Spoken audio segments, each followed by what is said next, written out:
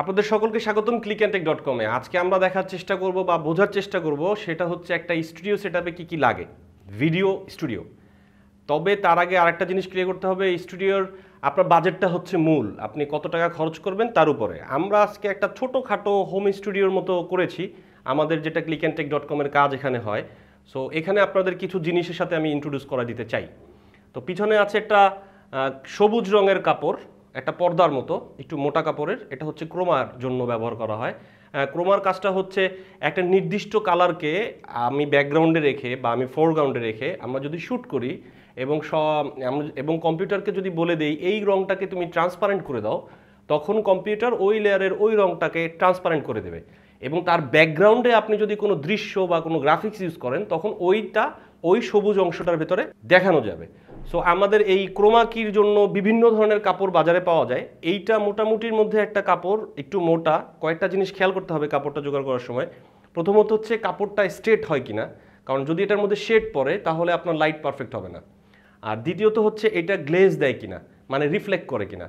আমাদের এইখানে বেশ কিছু লাইট আপনারা দেখতে পাচ্ছেন, এখানে একটা দেখা যাচ্ছে, সো এইখানে দেখা যাচ্ছে। এই লাইটগুলো যদি ওখানে রিফ্লেক্ট করে তখন কিন্তু কম্পিউটার বুঝতে পারবে না মূলত সবুজ রঙটা কোথায়। যেইখানটাতে রিফ্লেক্ট করবে ওই জায়গাটা হোয়াইট হয়ে যাবে এবং সেই ওই জায়গাটাকে ট্রান্সপারেন্ট করতে পারবে না। দ্যাটস ওয়াই কাপড়টার ব্যাপারে খুব সাবধানতা অবলম্বন করতে হবে। কাপড়টা টান টান হতে হবে এবং বাতাসে যাতে না নড়ে, তাহলে আপনার ক্রোমাটা ভালো হবে। আর জিনিস যেটা হচ্ছে সেটা হচ্ছে কালো রঙের পর্দা। কেন স্টুডিওতে কালো রঙের পর্দা ব্যবহার করা হয়? কারণ হচ্ছে লাইটের জন্য। এইখানে যদি হলুদ রং থাকতো, এই লাইটটার থেকে যখন ওই হলুদ লাইটে পড়তো, হলুদ রঙের দেয়ালে পড়তো, তখন একটা রিফ্লেকশন আসতো এবং সেটা আসতো একটু হলুদের মতো, আমার চেহারাটা একটু হলুদ ফ্লেভার থাকতো। দ্যাটস ওয়াই এখানে আমরা কালো পর্দা ব্যবহার করি চারদিকে, যাতে আমাদের পুরো লাইটটা আমাদের কন্ট্রোলের ভেতরে থাকে। এইটা হচ্ছে আমব্রেলা লাইট, এটার পেছনে এনার্জি সেভার লাইট আছে, উপর একটা আমব্রেলা সাদা রঙের যে ডিফিউজারের কাজ করতেছে এবং লাইটটাকে ডিফিউজ করে সফট করে আমার চেহারা দিচ্ছে। এইটা ব্যবহার করার কারণ হচ্ছে এইটার লাইটটা ছড়ায় যায়, আমি স্টুডিওটা দেখাইতে চাই, এই জন্য আমি এই লাইটটা ব্যবহার করতেছি। আমরা আবার সফট বক্স ব্যবহার করি, ওই সফট বক্সের চারদিকে কালো বোর্ড থাকে, যার কারণে ওই লাইটটা ছড়ায় না, নির্দিষ্ট একটা জায়গার দিকে সে লাইটটা পাঠিয়ে দেয়। এই হচ্ছে এই দুইটা লাইটের পার্থক্য। আমার মনে হয় এই জিনিসটা আমি বোঝাতে পেরেছি। এইটা হচ্ছে একটা সাউন্ড ডিভাইস, এটা হচ্ছে জুম H6। এইটার ভেতরে আমরা সাউন্ড রেকর্ড করে থাকি, এটাতেও করি। এটাতে আমরা ক্লিপ মাইক্রোফোন হিসেবে রেকর্ড করি। এইটার নির্দিষ্ট একটা সার্টেন এরিয়ার ভেতর রেকর্ড হবে, আর এইটা এই রুমের সব কিছু রেকর্ড হবে। এইটার সাউন্ড আপনারা একটু খেয়াল করে দেখেন, একটু হলো হলো করে, আবার এইটার সাউন্ড খুব কাছাকাছি পারফেক্ট আপনারা পাবেন। এই হচ্ছে এই দুইটা জিনিসের পার্থক্য। আর লাইটের ব্যাপারে যেটা বক্তব্য, আমার পেছনে একটা ব্যাক লাইট আছে ওপরে, তার কারণ হচ্ছে আমার লাইটটা যাতে, আমার শেডটা যাতে নিচের দিকে পড়ে। ঠিক আছে, এই লাইটটা যদি আমরা নিচে দিতাম তাহলে শেডটা ডাইরেক্ট ওদিকে যেত, আমার কানের শেডটা গালে পড়তো। এই জন্য এই লাইটটাকে অনেক উপরে ওঠানো হয়েছে এবং এই লাইটটা তখন আমার ঘাড়ের উপরে পড়তেছে এবং শেডটা নিচের দিকে যাচ্ছে, আপনাদের দেখা যাচ্ছে না। এই জন্য ব্যাকলাইট একটু উপরের দিকে, এবং সব লাইটই চেষ্টা করা উচিত উপরের দিকে রাখার জন্য। আর ব্যাকলাইট এই কারণে জরুরি, আমার এখানে শেড পড়ছে, এখন যদি আমি গ্রিন স্ক্রিনের সামনে যাই, এই শেডটা যদি না থাকে এই গ্রিন স্ক্রিনের সাথে আমি মিলে যাব, এবং যদি মিলে যাই তখন আপনার ওই কম্পিউটার রিকগনাইজ করতে পারবে না যে আমি কোনটা আর ওই গ্রিন স্ক্রিন কোনটা। দ্যাটস ওয়াই আমাদের যখনই ক্রোমা বা কোনো ভালো কোয়ালিটির ভিডিওর কাজ করতে হবে তখন অবশ্যই আমাদেরকে এই ব্যাক লাইট এবং প্রতিটা লাইটের ডিরেকশনগুলো ফলো করতে হবে, এই লাইট কোথায় পড়ছে এবং এই লাইটের শ্যাডোটা কোথায় পড়ছে। আচ্ছা, এই ক্রোমা করার জন্য সফটওয়্যারের পার্টটা কতটুকু সেটা আসলে দেখা দরকার। আমাদের সফটওয়্যারে খুব অল্প সময় আমরা এটা দেখিয়ে দিচ্ছি। আমরা এই ক্লিপটা নিয়েছি, এখানে যেটা শুটিং হচ্ছিল সেটাই।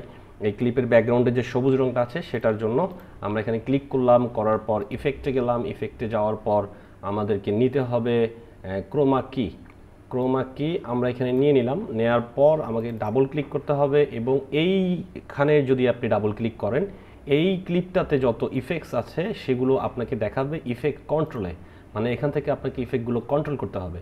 সো এখানে মোশন আছে, অপাসিটি আছে, ক্রোমা কি আছে। আশা করি মোশনটা আপনারা জানেন বা আমরা পরে হয়তো দেখাবো।